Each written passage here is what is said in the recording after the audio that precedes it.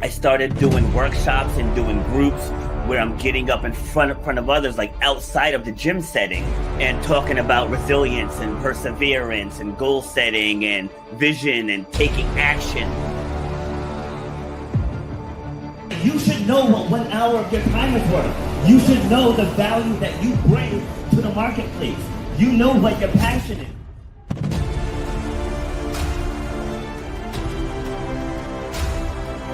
Starts with clarity of vision. If you don't have the clarity of vision, whatever next thing you get, you're not going to see it through because you don't have the clarity of vision. So the point of my pain was being told you will never run or jump again. And all that stuff, I was like, you know what? Like, I want to be able to take this even bigger. If you know why you do what you do, you have to know how to charge for what you do. That's how you're going to change your life, and that's how you're going to leave a legacy for your children and your family. You got to know your worth.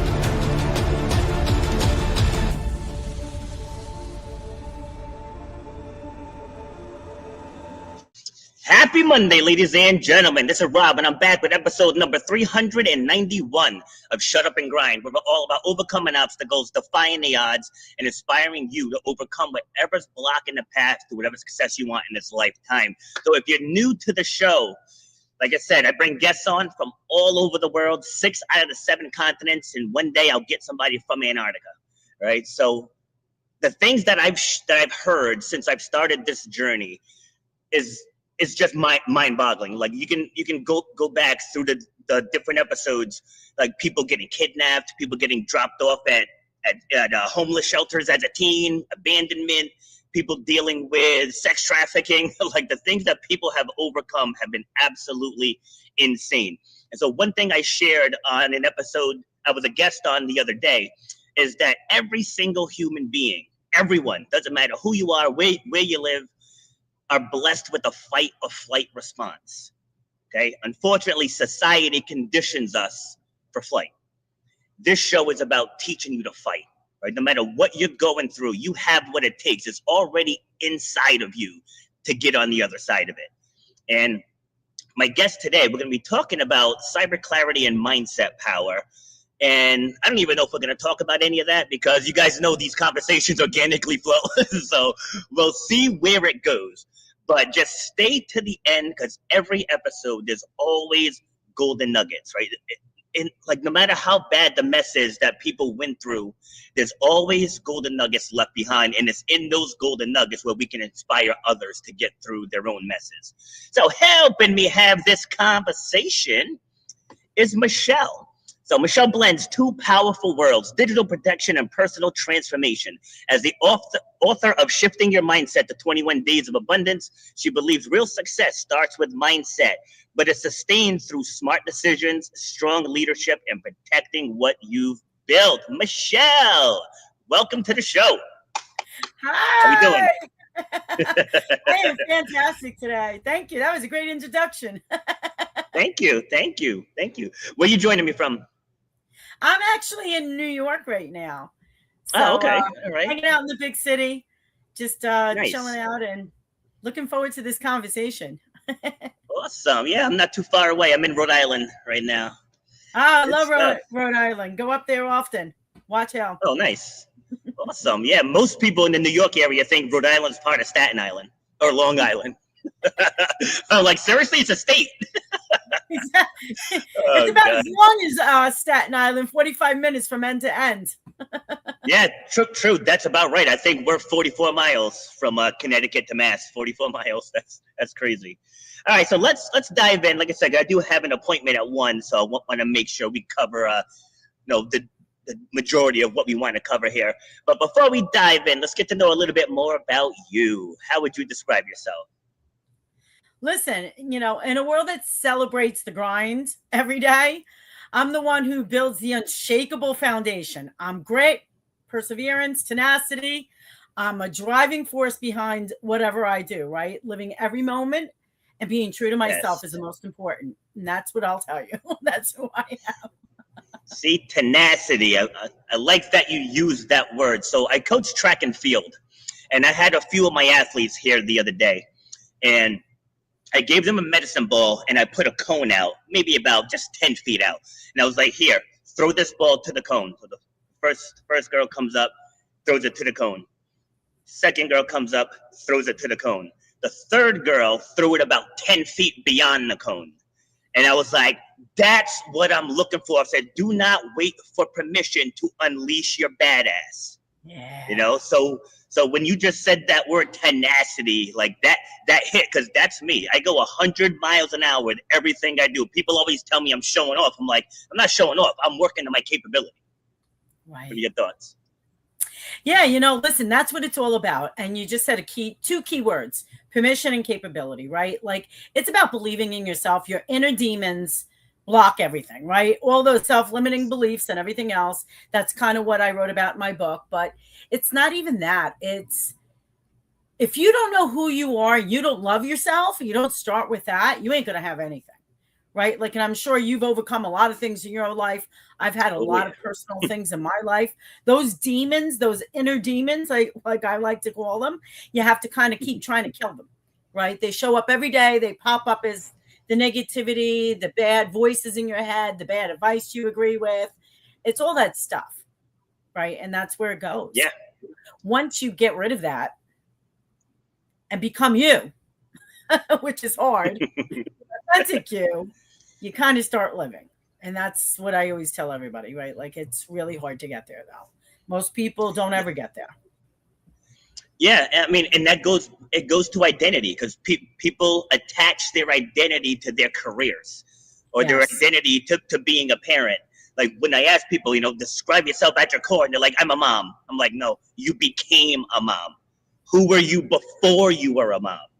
It's like, you want to tap into those. Like, I've overcome the things that I've overcome because as a child, as a teenager, was when I first really developed that I'm going to follow my heart, regardless of what my coach says, regardless of what my parents say or what the guidance counselor says. This is the direction I want to go in. So everything that I've been through, like, I attack it through that lens. Like I said in my intro, everybody has it within them already. It's like, you don't need to learn anything new. You can wake up in at any given moment and be like, you know what? I'm not going to play small anymore.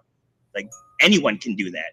So specifically for you, did you always have that mentality, or is that something that you developed over time? I always had that mentality when I was a kid and everything, but you lose it. You lose it based on your surroundings. You lose it as you grow up. I mean, when I was a child, my father was very demanding of us, right? You could do anything, keep going, keep going, keep going. Like, but that turns a lot of people off, right? It puts you on the outside of a lot of things. And then you start to conform, if you would, to your surroundings, and you start to lose yourself. And that happens, it happens to all of us. You said something very important, like our identity is our job. So many people believe that, when you go work and you build this career, that's who you become. And that's great. I'm not saying anything wrong with it, but you make it your identity and you forget who you are, right? Yes. To your stance. And I think it took me a long time to get back to who I am.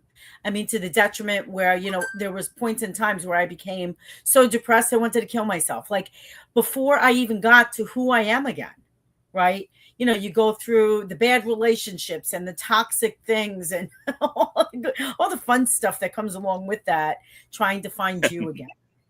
Right? Only so many take that from when they're a kid and they continue with it and they step aside. I had that all my life. Like, I had that, I can do it. I'm never giving up. I don't care if I have a penny in my pocket. I'm going to keep going. Like, I know I have that built, but you lose that. There are things that impact that, and know that as well as I do. Yeah, absolutely. I mean, I dealt with that. So I'm the youngest of 7, and we were all athletes. And for whatever reason, I drew the genetic short straw. Right. So as a freshman in high school, like, I was 5'4", 88 pounds. So it's like, I didn't carve out my own name yet. So I was always so-and-so's little brother. And like, that drove me. Even now, that's like, I can still feel that. It wasn't really like anger, I mean, it was more like a positive envy and not a negative envy, because I just wanted my shine too. I'm like, why my brother's 6 foot and muscular and I'm freaking short and scrawny? Right? It's like, what the hell happened to me, right? Like, what happened to me? But I knew eventually I was gonna grow, so I just became a student of my sport. So my main sport was track and field. So I just became a student of the sport, and knowing if I just keep my eye on that goal, eventually genetics has to catch up. But too many times in life now as adults, people just give up. That ship has sailed. It is what it is. That's behind me now, and it doesn't have to be. Like, I'm 51 and I'm getting ready to launch a speaker business. It's like you can do anything at any time. So what is one of your number one messages to people who feel like their time has passed them by already? It's never ending.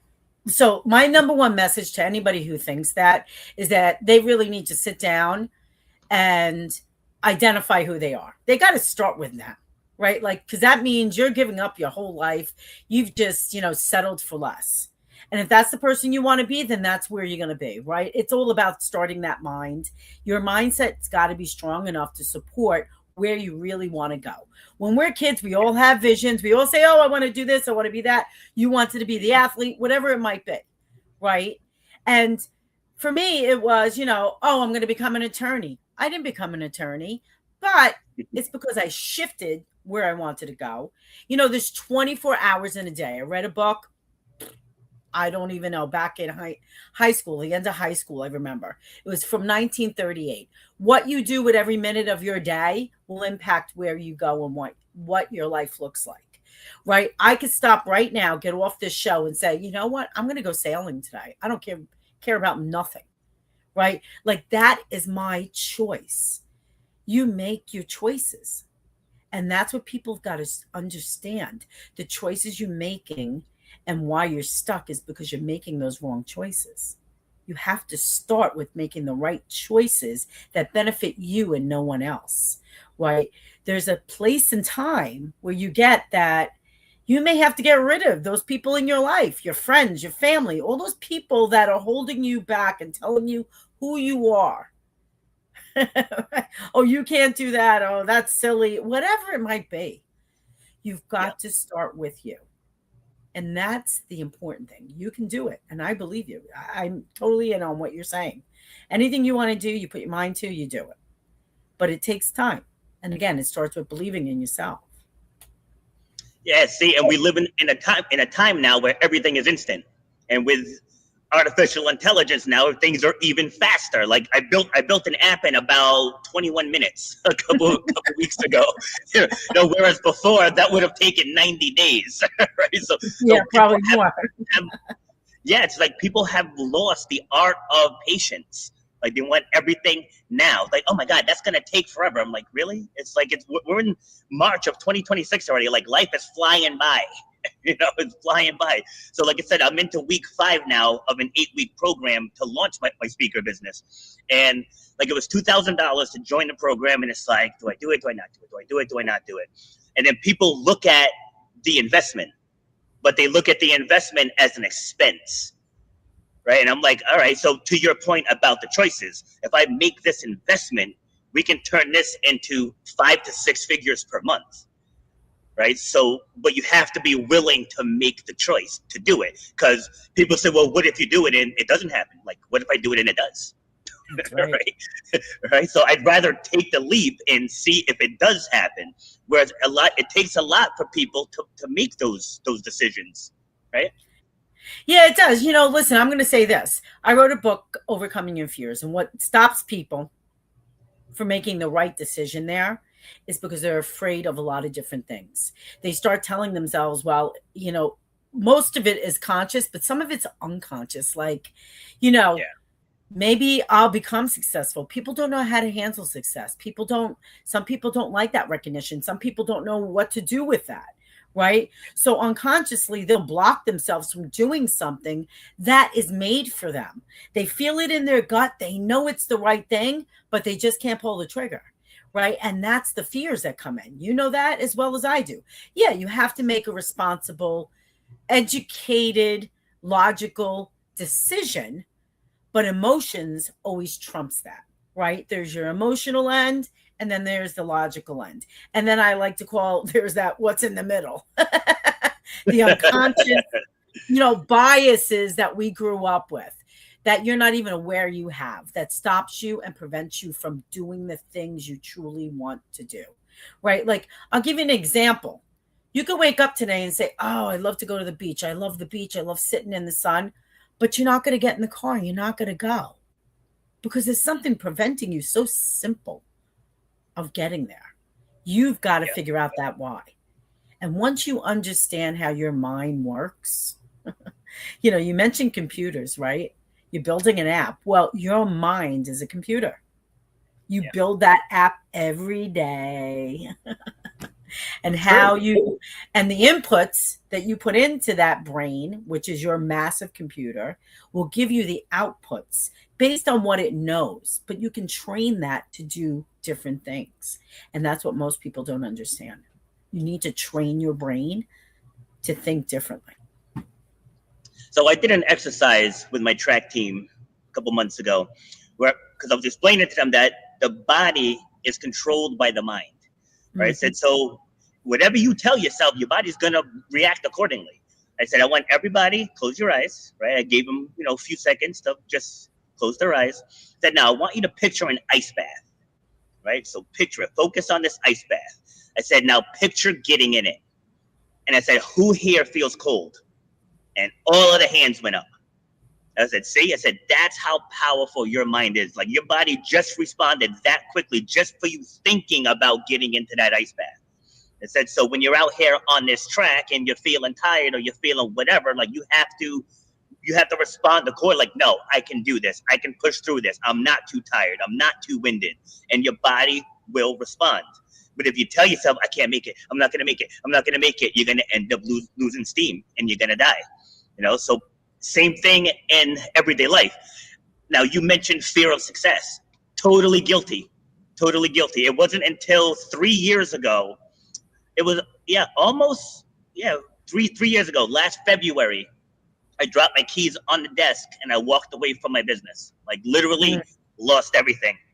I was homeless. I mean, I was bouncing in and out of hotels, so I wasn't like sleeping on the street type of homeless. But like, lost the car, lost the house, kids were split up. Like, I just let that situation get out of control.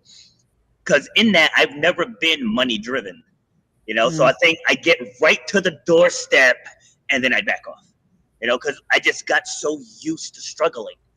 It's like, what am I gonna do when that struggle's not there anymore? And that was like a legitimate fear of mine. Have you come across that in your travels, either personally or in people that you've worked with? Yeah, so you just hit on a key thing, personally, right? I think we all get to a door, and then again, those unconscious things that we were trained when we were a kid. It's, am I worthy? I think is more like it. We don't believe the worth in ourselves. We don't believe that we're worth having everything that we ever really wanted. I didn't come from a background of money, just like you, right? Like, my parents were divorced. There were things we struggled. We lived in, motels. I remember as kids, my mother was on welfare, and all of those things impact how you look at money, the world, and everything else that you have and that you take in, because you don't believe that you should have those. You don't feel deserving, I guess, right? And you have to overcome that. It's very hard, because when you start making money, if you don't have a foundation and you don't appreciate your self-worth and you don't feel deserving, you're going to waste that money. You're going to splurge, you're going to spend it because you don't value it. And that's the biggest problem. It's a lesson we all have to learn. And again, it goes back to those self-limiting beliefs. The exercise you gave your kids that you were coaching, right? That's true in a sense, because the brain only knows what you tell it to be real. So similar to that worth, if you're not realizing that you're worth having money, having the house, having the family, having the faith, whatever it might be, right? A lot of people lean on things for material things, but it's also an internal thing. You've got to love yourself. Abundance comes from, within. People are looking for all, when you think of abundance and wealth, you think that it's all money, tangible stuff, and it's not, and that's where a lot of people miss the boat. That's what I'll say about that. Yeah. So for me, like if you're on social media and you see these ads and these people are always like taking selfies with Lamborghinis and Ferraris and the mansion on the lake and all of this stuff. And for me, I was like, I don't need any of that. So it's like I was focused on the personal end. I was speaking with like, you can't tell with the background, but I'm sitting in a gym right now. But I was speaking with the owner of the gym, and he's like, but imagine how many more people you could help if you made more money. That's And I right. was like, ooh, I was like, I never thought of it that way. Cause like, I'm not driven by things. I like to travel. Like, I do like to vacation. I do like to stay in a nice resort. Like, when I travel, I splurge, but just in everyday life, it's like, I'm fine with the house I live in. I drive a Kia. It's like, I don't need anything fancy, but to be able to have a bigger impact and leave some solid footprints for when my time is up on this earth, like that's what's driving me now and the motivation behind launching my speaking business. Yeah, and listen, this is where you start. You can start, like you said, at any point in your life to do something different. You took this, obviously, there's something inside of you that says, I need to get on another platform. I need to make my voice heard. Like you've opened up somewhere in your body, your mind, whatever it might be, your gut, right? You're following your path, whatever came across that made you decide to do this, you've decided to do this. And now there's no backing up, right? Like you're going to go full steam ahead because you want it. You identify with it. But I want to get back to what you just said, right? Imagine how you can help other people, right? And that's where so many people, again, block themselves from doing the things that they want to do because they can't imagine that. They lose their creativity. When you sit there and you're scrolling 50 miles an hour, I like to say on the phone, 6 hours a day because you're wasting your brain, right? That's where you have the problem. That's why you're not going anywhere because you're looking for an answer externally when the answer is internally. Yes. Right? You're trying to Yes. get validated through something that will never give you validation. There's no validation out there. The only validation out there is what you can show that you've done and prove it, right? So, if it's impacting other people, if it's making 100 million a year, if it's, going horseback riding, whatever it is, it doesn't matter. Again, it's all relevant in the scheme of it. Yeah, true. And I always tell people like that thing that you want to do, it's already in your head. Like people are always looking for new ways to do things. Like I spent 20 years in the restaurant industry, and if I have any regrets in life, it would be I would have left 10 years sooner. Because you get conditioned, right? You get conditioned by society. Like we've seen a societal shift from when we were kids, to what's out there now, right? But like I dropped out of college 3 times, and back then you were told if you don't have a college degree, you're going to be flipping burgers or pumping gas. So I had that in my head, and I think that's why I stayed in the restaurant industry as long as I did. Because I'm like, well, what else am I going to do? I don't have a degree. And then when I started my fitness business, it's like, oh, it's not even about that. Like I realized from managing restaurants, I learned HR practices, hiring, firing, sales forecasting, income estimates, profit and loss sheets, ordering, inventory. I was like, I learned a lot of stuff being in that industry, and then I transferred it over to fitness, and then I went and took masterminds in branding and marketing fitness businesses, and I just got backdoor educated. So it's like the path doesn't have to be in a straight line. Like that's what I need people to understand, and that's why I love doing the show, because everybody has such a different origin story. And so for you, how did you find the world of cyber, the world of personal transformation, and how the hell did you combine them? So listen, I've worked in the banking institutions for over 30 years, right? Like at some big Okay. top brands. At the end of the day, you always see the writing on the wall. And a couple of years ago, that writing on the wall became me, right?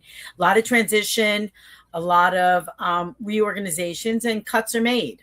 So unfortunately, even with, even if you have 10, 20 years in an organization, there's no value to that anymore. It's only what you can bring to the table and constantly innovate. And even when you are constantly innovating, there are a lot of factors that play into that. There's people that are above you, whether they like you or not, and that's still true into this day, right? Like they hide behind the guys, but no matter what, that's where it started, right? I saw the writing on the wall coming down the line, departments getting reorganized, people that I knew were already getting their pink slips. And then eventually I knew it was going to hit me. So I decided to go back to school. But like you said, you sit down and you say, where do I start? And I wrote down a list, like, after I was let go, a list of skills that I've learned over the years. But before I was even let go, I decided to go back to school and become a cyber engineer. I knew technology was the way to go because I'm just one of those, right? Like I was already involved in technology at the last place I worked at. So I knew that's where I needed to have my focus. And I knew eventually all of this is going to come. So I started to build my career in that. I took some certifications and went back to school, went through the whole process of becoming a cyber engineer, right? Because I found my way. I initially was developing websites and doing all of that, becoming a full stack, but it wasn't satisfying. It's not what I really wanted to do.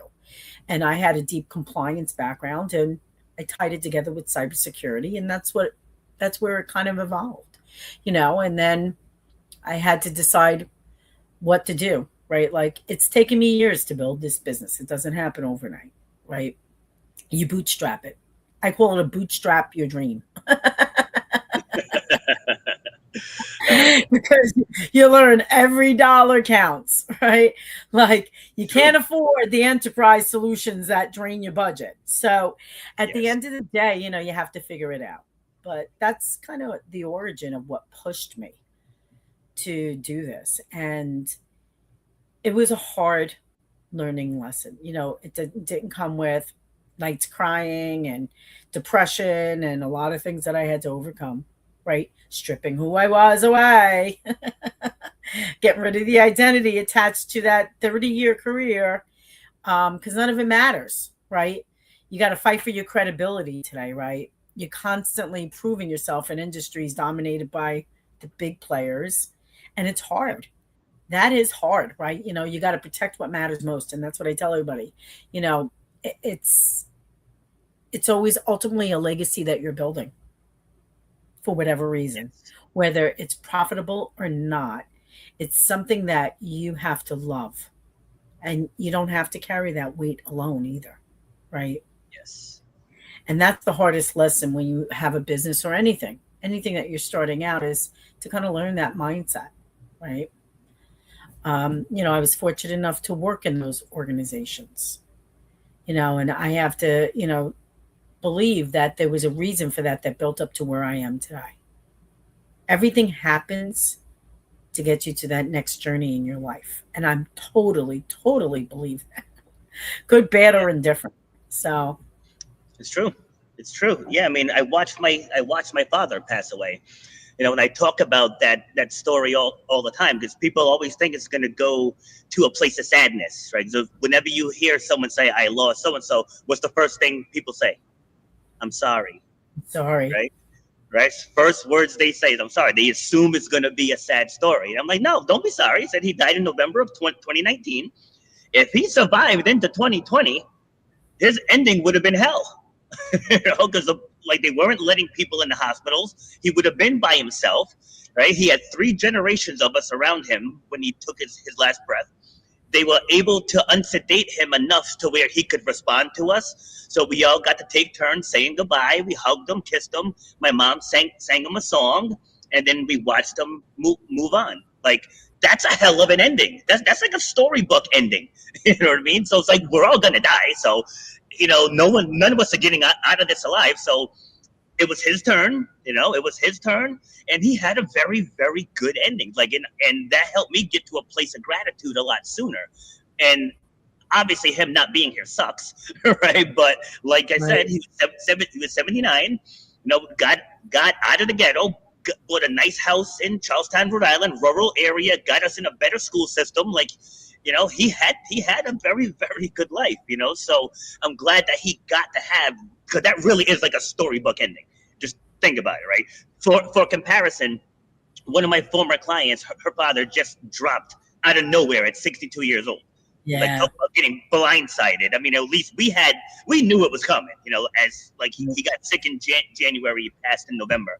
And so it's like we knew it was coming, so we could mentally prepare for it. But again, to your point, no matter what people go through in life, there's always takeaways left behind. I think I said that in my intro as well.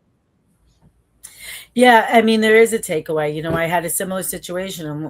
My mom had the COVID. She died from COVID, right? Like 28 days. It was done. Wow. You don't have that. Sometimes you don't get that closure. But to your point, even if you have that closure, grief is grief. You're always going to go through the facets of that element. It's just, again, how you're built inside and how you accept that and move forward that will help you. It's so hard for so many people, regardless of whatever it might be, death or whatever it might be, right? Like, it's so hard for them, and they struggle to get to the acceptance portion of where they're at. Yes. And I guess that's, where I always tell everybody, empower yourself through resilience. Resilience is the key there to get through to that accepting phase.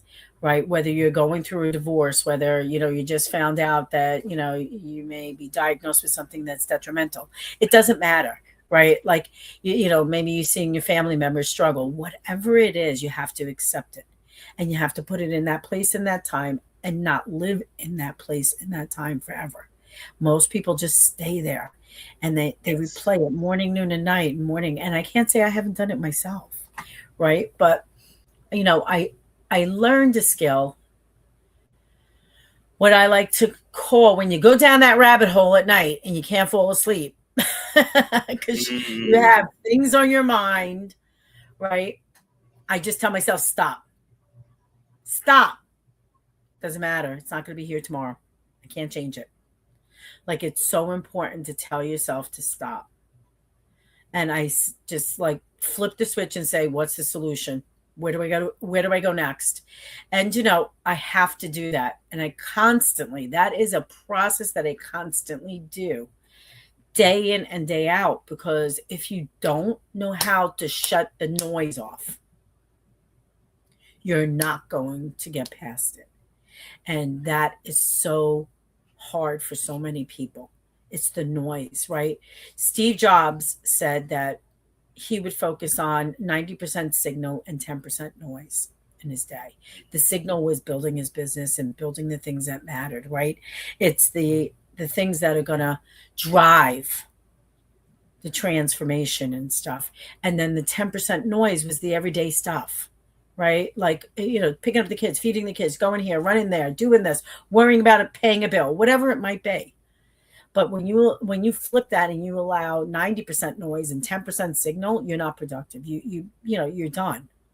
And that's hard to control, right? You got to refuse to be a victim in your own life. Yes. So a few weeks ago, we had a snowstorm here. So my gym, I live 25 minutes away from here. So after class, I stayed here for a little bit because it was snowing pretty heavily. I was like, all right, well, this doesn't look like it's stopping anytime soon. So let me just suck it up and just go home. So I get home. As I pull into my driveway, I get out of the car and I have a flat tire. Right. So this is on a Saturday, and I had to be back to the gym for Sunday morning. So I'm calling around to see, and this is Saturday afternoon. It's like places close early on Saturday, like mechanic shops and tire shops and all that. So I find one place that's open. I drive down there. Of course, they don't have my size. They're like, we can order it for you and have it by Monday. And I was like, I need it today. Like, I need my car tomorrow. Like, I need it today. And so I found a place that was a little further than coming back to the gym. So I'm like, all right, that's what I got to do, and so I drive up there. It took forever because, again, snowstorm, but they had my tire in stock. got it done, got it remounted. It took up about 4 hours of my day. And I was telling a friend, and she was like, "Oh, I'm sorry you had a bad day." I'm like, I didn't have a bad day. Like, I didn't have a bad day.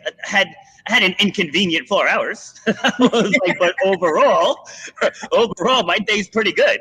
I got a roof over my head. I got a car. I got a job. I have a business I'm building.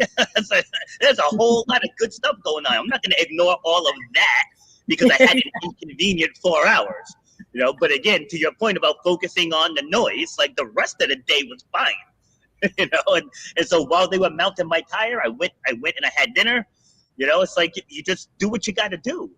It's like, why am I going to sit there and post online? Oh my God, I just drove in the snowstorm and now my tire. What does that solve? That doesn't solve anything, right? You just get through it, get right back on the horse and move on.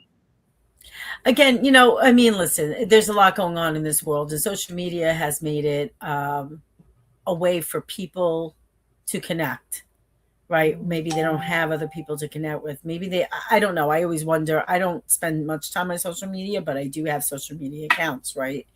And I think, it's a void they're trying to fill, right? It's a void within. And that's why you see all these kids, right? Like, you always see now, like, the newest thing is, the family's all sitting there, but everybody's scrolling, or they're out at a restaurant, everybody's scrolling, right? Because they don't know how to socialize and love each other and connect with one another anymore. And we've developed that, right? Like, we created that with all of this technology.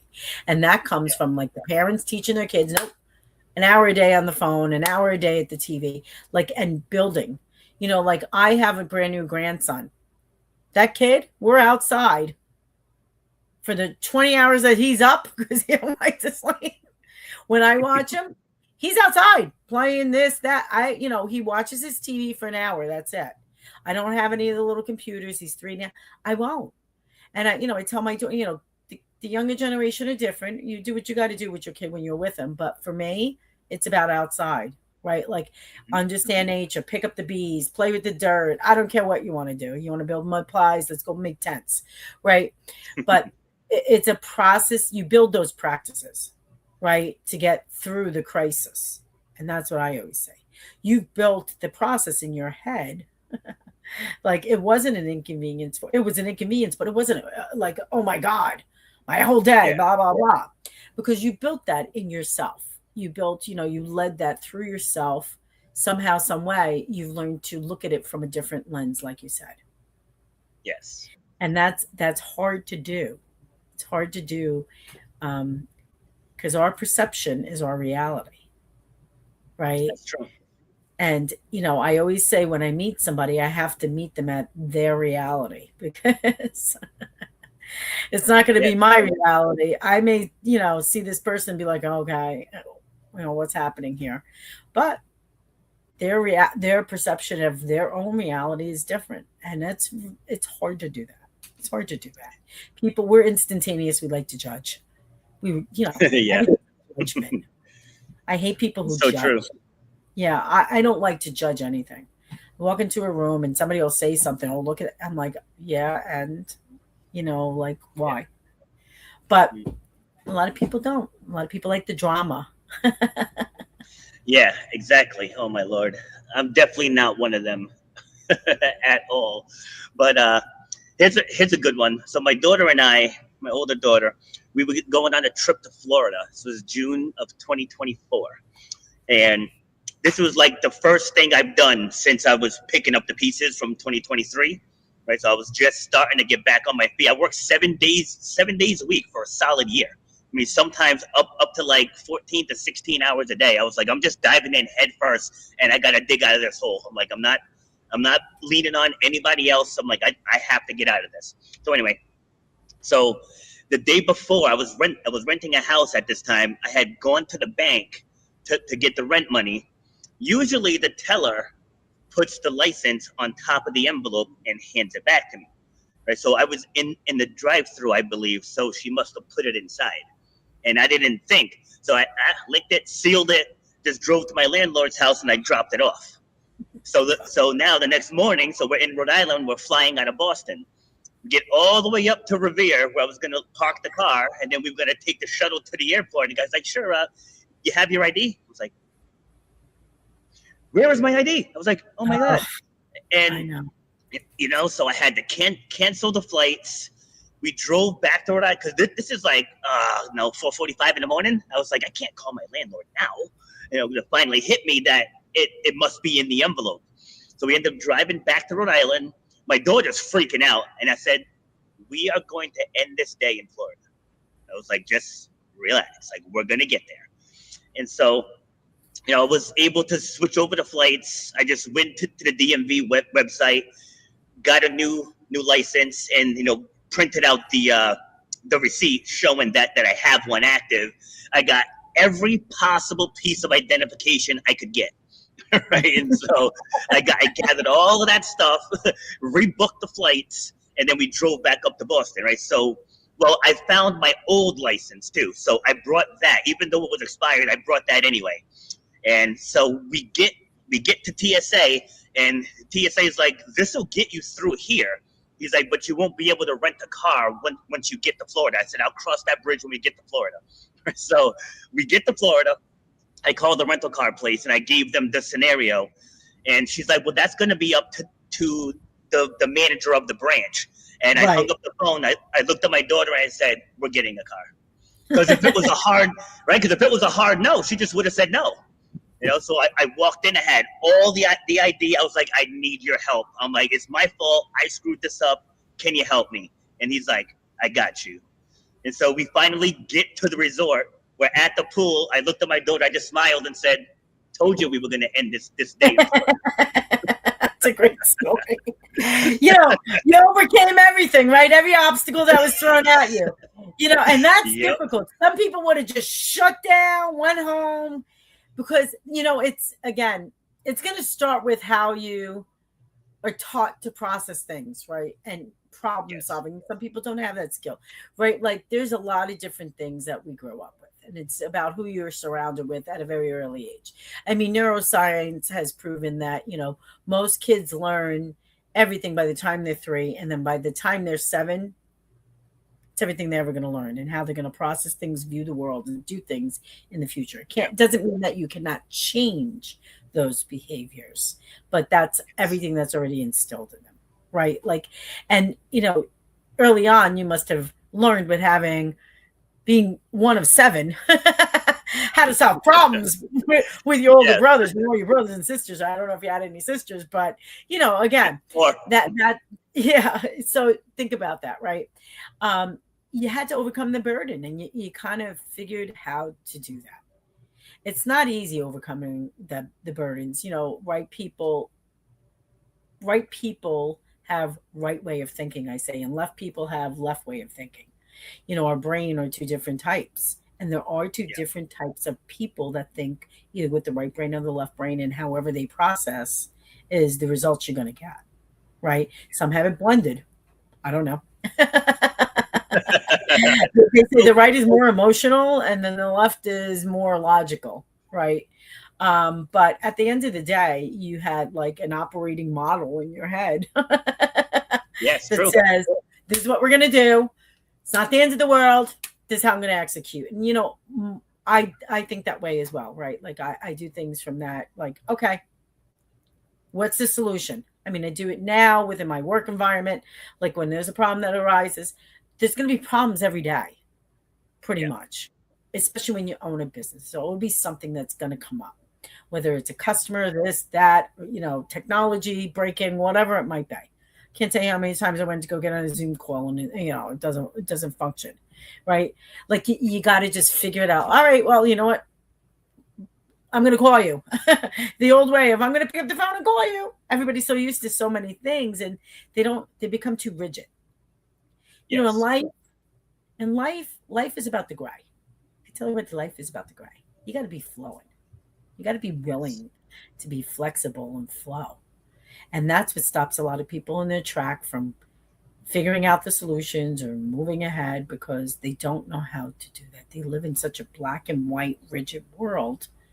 Yes. And they are afraid of that flow. That's the difference between, you see something dangerous happening, right? Like, I don't even know what kind of example can I give you. I don't know, a car on a highway crashes, right? Some people are going to run towards that car, go try to get that person out, try to help immediately. Other people are going to stand back and just be observers, right? And there's a reason for that. Again, it comes to how you're driven, how you've been taught, right? Some people will immediately just be, okay, I got help. Like this, like there's no choice. And then others won't, because it's just the way, again, you're built inside. It's an automation, effectively using the automation. I Yeah. like to say, to operate the system within. And I know I'm using kind of technical terms, but you got to look at that, right? Like, you got to look at, the knowledge that you have, and manage that knowledge and those Yeah. fears and those beliefs and everything else that's inside of you. So, One of the most powerful things I've learned, and I got to keep an eye on the clock here, was when I yeah. learned the four personality types. Mm, So like this what was a spinoff off of the Myers Briggs. So it's called True Colors. And going through that class, because like I got into leadership young. Like I was managing a small diner at 15, right? I became a general manager at 19, 20, somewhere in that ballpark. So being so young, I thought I had to say everything with my chest, because everybody else was so much older than me. So I figured I had to be loud and put my foot down. And like, some people responded and other people didn't. Other people would complain about me. But it wasn't until I went through this program where I found, there's leaders, doers, thinkers, feelers. And like the yep. leaders have a certain set of stressors and motivators. The doers do as well. The thinkers are a pain in the ass, but they question everything. But those are the inventors. Those are the Yep. other people that how everything evolves. Very analytical, the minds, right? Yes, very, very analytical. And then you have the feelers. Like, even here in the gym, it's like, you have all those different types. Like, there's this one woman, she responds to me swearing at her. Right, that's just how she responds, right? There's other ones that, yeah, I gotta come over, I gotta put my arm on and be like, listen, you are crushing this, just keep going. It's like they need that comforting touch. The doers don't care. The doers will walk in and be like, what are we doing today? they're just ready. And then the leaders have to understand the process and the why, like the why, like, why are we doing this in this order? Similar to the thinker, just not as analytical. And so once I understood that, I became a much more effective communicator. Because my thing is, how come not everybody's dripping like I am? Yeah. Because they're just It's hard to do that. It's hard to understand that, Yeah. That's great that you did that. I mean, we've all done, and there's a few different tools out there today, similar. I mean, I know exactly what Yeah. you're talking about. And I think understanding who you are and how to communicate, it helps you efficiently, because, again, meeting people where they're at, it's so hard to do. I've struggled with that all the time, right? And that's something that, I practice consciously, right? Because I have a tendency to be very direct, Yeah. right? Me too. And that turns a lot of people off. But I need to remain true to myself as well, but balance it. So, listen, I think this is a great conversation. We had a great conversation today, about a lot of different Yes. things, about what drives people, and, our theories. Again, somebody else will have a different perspective on it from hearing this, right? But maybe it'll trigger somebody to say, hey, I never thought about it that way, right? Yep. And I'm going to change who I am today. And I'm going to start doing things differently. And I think that's critical, right? To manifest whatever it is that you want in your life. And it's hard to get there. I'm going to tell you, it doesn't come with stripping every human form of yourself Yep. down to really get there on the other side and flip it over. Yeah, it's true. It's like I tell people, people that say that they hate change or they fear change. I'm like, fear staying the same, right? It's like, I'm not the same person at 51 that I was at 25. That's It's right. like I look at the world completely differently now, and every year there's some level of upgrade. Just whether it maybe it's learning something new, or listening to a new podcast, a different voice. Just because I'm a motivator doesn't mean I don't listen to other motivators. Because like there are different perspectives. Like when I first started this, I was mainly about health and wellness in the beginning, but like I didn't want to get pigeonholed in just that. But like I would bring on other fitness professionals, and people would inbox me and be like, "Why are you promoting other trainers?" I said, "Because I don't know everything about everything." It's like somebody else can come on who maybe they have an athletic conditioning background, and they can share from a perspective that I don't have. Like with me, it's about the audience. Like, what does the audience need? Not just up here showing how smart I am, But I want to say one thing, and then I'm going to kick it to you for some final words. Because you mentioned about being true to yourself. As you see, I have a tank top on, right? When I first got into speaking, I met with a speaker coach, and she's like, "If you want to be taken serious as a speaker," she's like, "you can't show up in a tank top." So here I am with episode number 391, and I guested on well over 200. But just back in September, I was on a guest panel. It was about authenticity, right? So I had a meeting with the host, a Zoom meeting with the host a few days prior, and she's like, "And it's our expectation for you to show up, professionally." And I said, "Sure, absolutely." I said, "But whose profession are we going by?"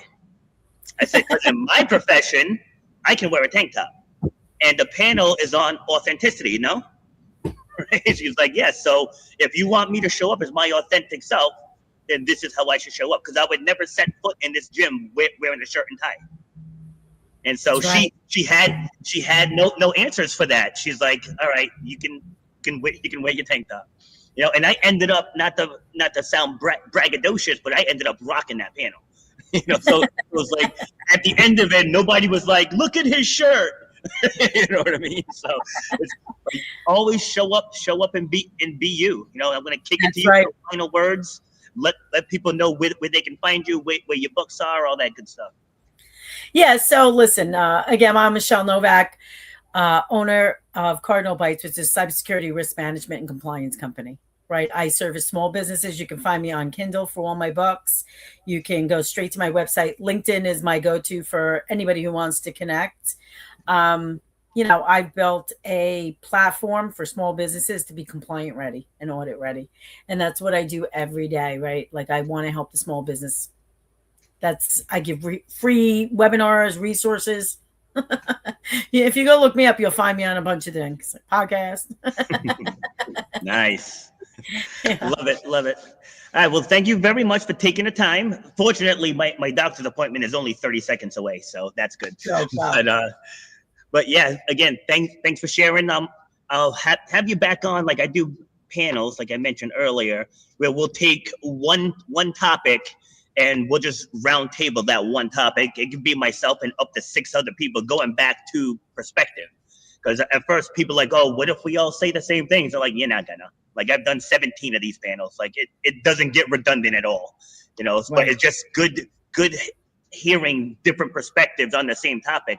And the example I always use is vacation, right? You ask 100 different people, vacation, what pops into your mind? You're going to get probably 100 different answers.